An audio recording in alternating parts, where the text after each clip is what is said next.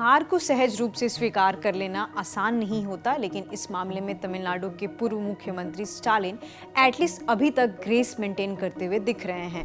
अब तो टीवीके के नेता विजय का मुख्यमंत्री बनना तय हो चुका है। शायद वह 9 मई को शपथ भी ले सकते हैं, लेकिन जब सबसे ज्यादा सीट लाकर भी विजय को सरकार बनाने का मौका मिलता नहीं दिख रहा था, तब भी स्टालिन ने कुछ ऐसे जेस्चर दिखाए जो ओवरऑल डेमोक्रेसी की सेहत के लिए अच्छे इंडिकेटर्स हैं।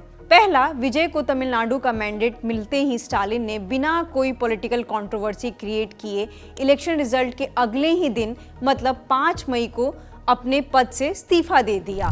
जबकि दूसरे स्टेट्स में ये प्रोसेस इतना स्मूथ नहीं था। पश्चिम बंगाल में तो गवर्नर को विधानसभा भंग करनी पड़ी। दूसरा, 7 मई को स्टालिन का एक बयान आया कि DMK will wait for TVK leader C Joseph Vijay to form the government and watch without disturbing for 6 months।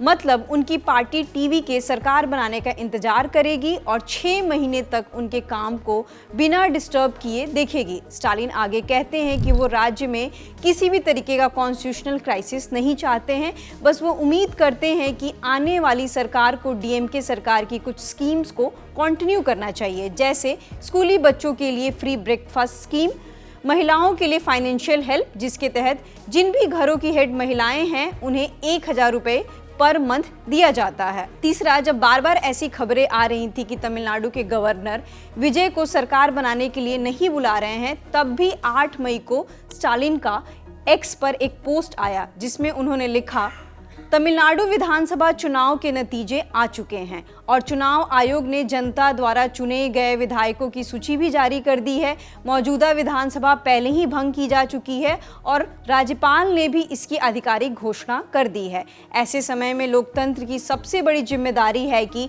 नई सरकार का गठन हो ताकि चुने हुए विधायक शपथ ले सकें और राज्य के विकास के लिए काम शुरू हो सके। इसलिए Dravida Munnetra Kazhagam, in short DMK की ओर से मैं राज्यपाल महोदय से अनुरोध करता हूं कि संविधान के अनुसार तुरंत नई सरकार के गठन की प्रक्रिया शुरू की जाए ताकि सरकार बनने में कोई देरी ना हो। इन ट्वीट्स के अलावा स्टालिन के एक और जेस्चर की बहुत चर्चा हो रही है। जब विधानसभा 2026 का चुनाव हारने के बाद अपने कॉन्स्टिट्यूएंसी कोलाथुर पहुंचे, स्क्रीन पर आपको ये विजुअल दिख रहा होगा कि कैसे हाथ जोड़े वो कोलाथुर के लोगों को धन्यवाद दे रहे हैं। यह भी कहा कि कोलाथुर के लोगों ने उन्हें 15 सालों तक सपोर्ट किया। आपको बता दें कि 2011, 2016 और 2021 का इलेक्शन इसी कॉन्स्टिट्यूएंसी से स्टालिन जीते थे। अब वहां के विधायक टीवीके के वीएस बाबू हैं। आगे देखते हैं कि स्टालिन और विजय के रिश्ते कैसे रहते हैं। 6 महीने बाद डीएमके कौन सा रुख अपनाती है, ये तो वक्त ही बताएगा। शुक्रिया।